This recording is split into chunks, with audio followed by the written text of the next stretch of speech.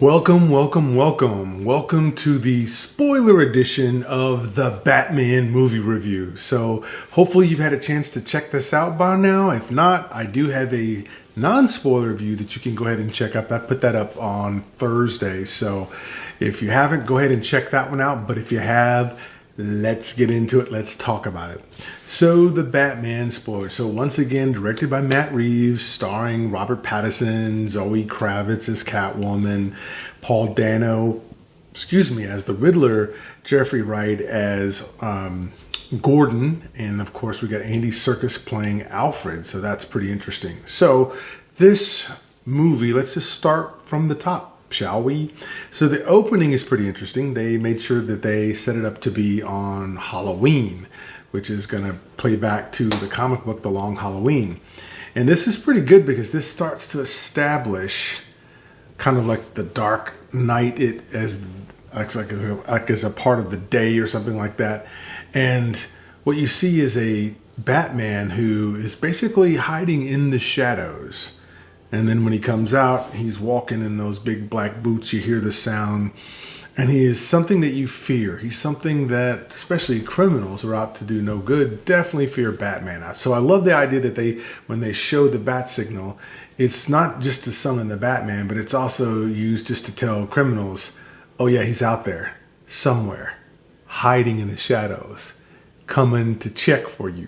And if you're doing the wrong thing, you might just get pummeled. So you can already tell the first act of this film I'm already loving. In fact, I think the first act is the best part of this film.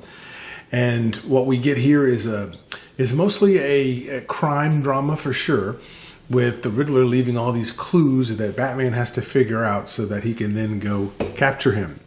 So Paul Dano, for his credit, playing the Riddler here, does a great job in the beginning of stalking and looking at this family. He's peeping Tomming them before he goes over there and does a little bit of mayhem and sets up some things we've already seen in the trailer. The guy that has his head wrapped up in a mask with "no more lies." Like, this whole thing was about what's lies and what's truth. And then what do we accept as lies that we accept as truth, even though they're still lies. And so there's a little bit of this psychological piece being thrown in. And so I have to say, in the first act, the first 25, 30 minutes to an hour, I was engaged, I was enthralled, I was ready to go. I said in the non-spoiler that I appreciated the costume and the cowl. I think this is the best costume and the best cowl that I've seen so far out of all the movies. That I certainly appreciated. And really, Robert Pattinson was really asked to play Batman more than he was Bruce Wayne, which makes sense. When he's a recluse, he's kind of staying away from people as a billionaire, so he's played a little differently.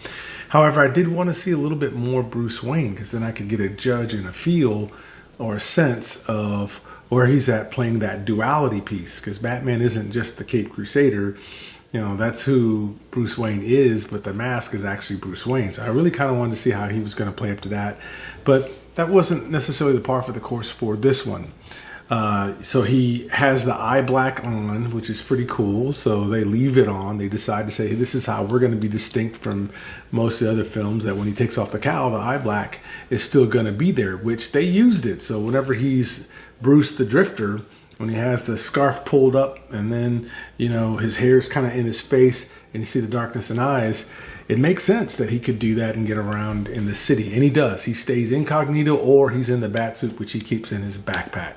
So I love the idea here that they stuck with the cops hating Batman, because he's a guy walking around in a bat suit. So and it's Halloween. So why are we trusting this guy with evidence? He could contaminate evidence or be a real problem for us. So I love the idea that they had the cops leery of him, and the only person who trusts him is Jeffrey Wright playing Gordon. And so to see that relationship between those two build, you need to have that, because Batman, without talking to the police and without having some of that intel, is going to be out there recording things and doing maybe some illegal things to try to figure that out. So I like that they built a great relationship between Gordon and Batman. So you definitely have all this in the first. What I love also is that you don't have the same old story of, hey, here's the origin of the parents dying. So I'm glad no pearls, and I'm glad none of that stuff happened. I'm glad they just stuck with the idea that, hey, this is Batman in year 2 trying to chase down this guy who's a serial killer who's killing people. and leaving these clues and every card that he leaves behind is to the Batman. So he's trying to include Batman on this, which in a way is very genius, because then people could think, oh, are they working together? What's this deal? Or is he just obsessed with Batman? And so, again, some really good setup that I thought was pretty engaging. I also liked later on when they finally cranked up that Batmobile, and that's why I want to see this in IMAX. I've only seen it once. I want to see it a second time. I want to see it in IMAX because the sound design around that car, like when it first starts and you hear that jet engine blow, that you see the flame coming off that back of the engine, you're just like, man. And then, just like anything, like whenever you would watch the Dukes of Hazzard, you wanted to see it jump. Whenever you watch Knight Rider, you want to see how fast it could be. Well, same thing here. You want to see what can this thing do, because it's definitely something that's built up from the mind of Bruce Wayne. So it's been turned up way past 10 on the abilities and the specs and what it could do. So super excited, super happy about that Batman scene where he shows the car off for the first time, and then that chase scene that they have is pretty intense. Now, to the downside, I really dislike that the trailers really gave away a lot of this. In fact, the trailer gives away the end part of the chase, and I'm like, no, just show glimpses and pieces of the front part of the chase. So I was a little disappointed when I watched it, and then I realized, oh wow, I've seen already all of this in the trailer. So it was a little less as exciting for me because I knew what was going to happen. I did try to stay away from trailers as much as possible because I just didn't want that to happen. So I did like I think the middle of this movie was kind of interesting. I know it wanted to then try to tell us more about the background of Bruce Wayne, since we don't get the parents, and a little bit about the Riddler and where he comes from, and they try to connect things from Thomas Wayne, Bruce's dad's past, which is kind of interesting because this was kind of teased with the Joker film about maybe another side of Thomas Wayne that we don't really kind of know. So they kind of go there. They kind of let us know that Thomas Wayne's wife, Martha, remember Martha from BV Superman? Yeah, well, she kind of had some run-ins with the Arkham family and maybe was a little crazy herself. And so they bring all this up. And then because there was some issue there that he had to trust Falcone to give protection to someone on a particular situation. So it did slow down a bit to try to go there. And I think it was okay, but I would say to me, I wasn't really that compelled by it. This is definitely supposed to be a murder, mystery, crime, thriller. But at the end of the day, I think we already know who killed him. We already knew that Riddler did the killing. So it wasn't the same as watching Seven, where you're trying to figure out who the killer is and what they might do. So again, not really the punch that it could have had if I didn't know some things. But again, I think the trailers gave away a little bit, a lot too much. So again, this movie has very few Bruce scenes, so we can't really evaluate Pattinson in terms of how he plays Bruce Wayne, because he does do it, but not a whole lot. We do get a lot of Batman though, and that is good. And so I would say from the Batman perspective, Robert Pattinson did the job well. I think the suit looked great on him. And I like the fact that they didn't give him a whole lot of over dialogue. I like that they just let the look on his face, that sternness. This is a guy who's brooding. This is a guy who, still hasn't gotten over the fact that his parents are gone, and people are still talking about the Waynes, sometimes in good ways, sometimes in bad ways, depending on who you're talking to. So I get the fact that he's a recluse and all of that, but I love the fact that he is in that suit, and then just the way they shot him. And then there's a lot of horror to it as well whenever he's in certain scenes when he comes jumping out. Some of it's straight from a flash page in a comic book, and so that you will completely love.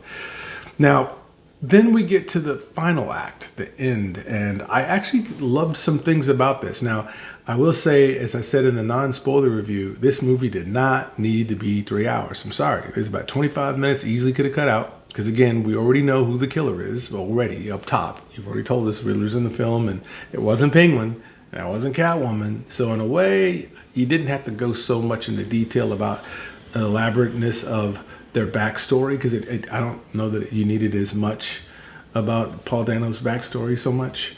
Remember, Joker was great. We didn't know his backstory at all. He was always changing it. That was great. But again, here, all right, they tried to flesh it out and do some things, but I don't know that it worked that well.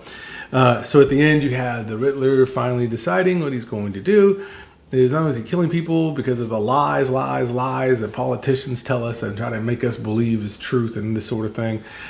He decides he's going to blow up some key points that would then make the water come and engulf the city.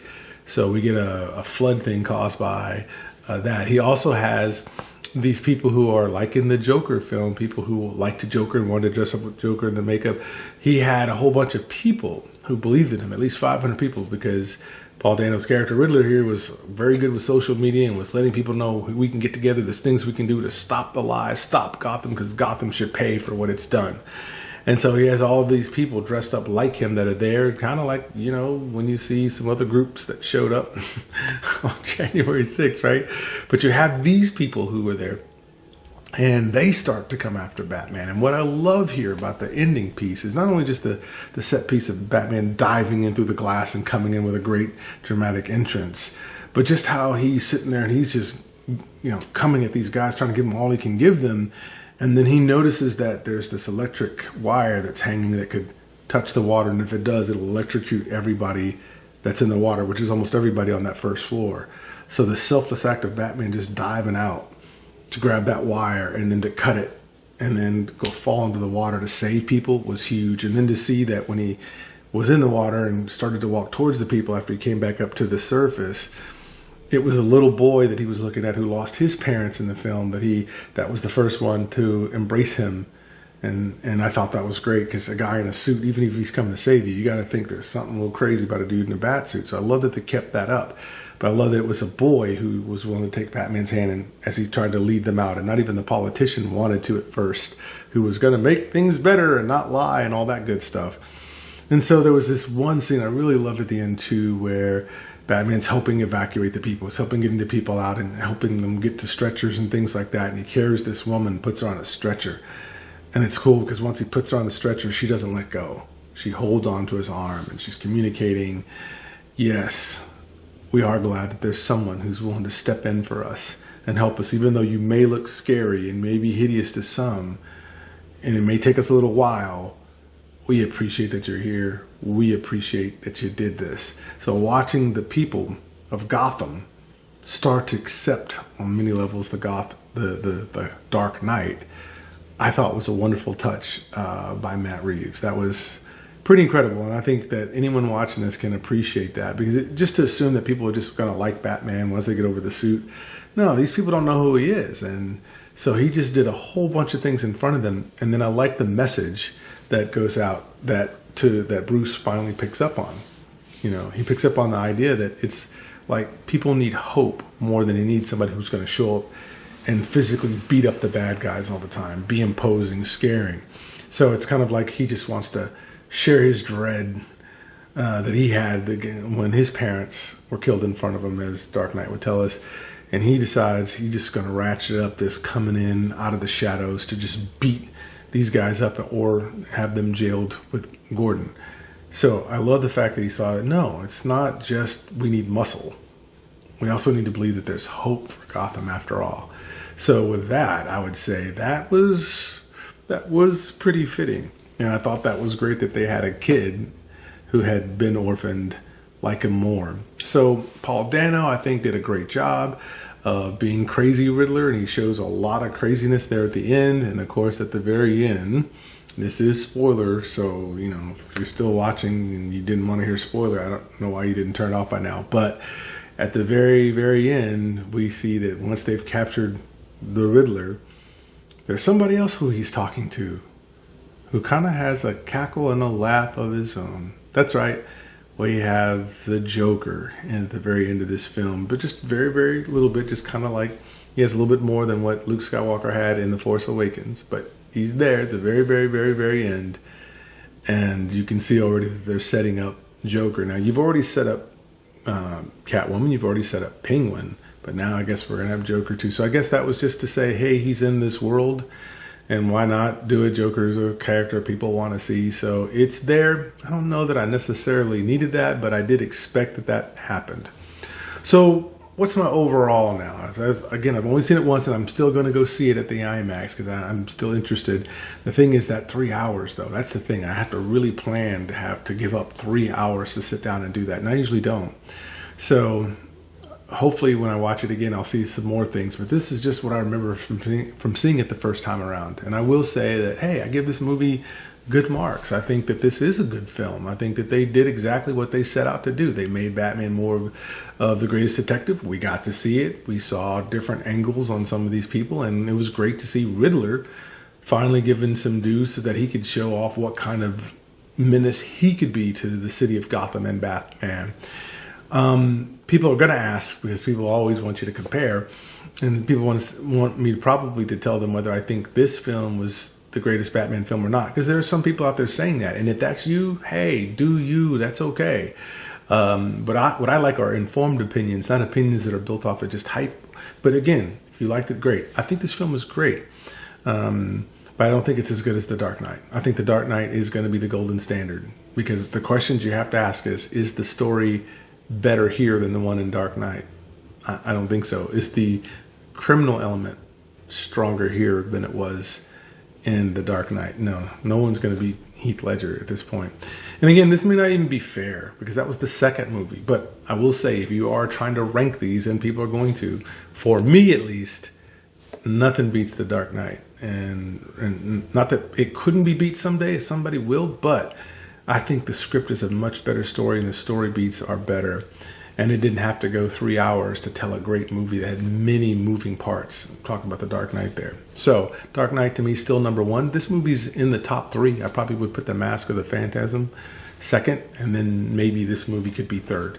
So it's definitely good. I think it's worth seeing. And like I said, I'm going to see it a second time. So with that, this has been my abbreviated spoiler review. I didn't want to go on for too long. I want you to just think about your thoughts. And as I have some thoughts, I may go ahead and shoot another video. But today, I'm going for the brevity. So what did you think? Did you see the movie? Did you like it already? I'm sure you've seen it. So what are your thoughts on it? Do you recall some other great scenes that I'm just not thinking of at the moment? And where do you rank it? Put it all in the comments, and I'll meet you in the comment section. So this is Vega Bomber, and I am out.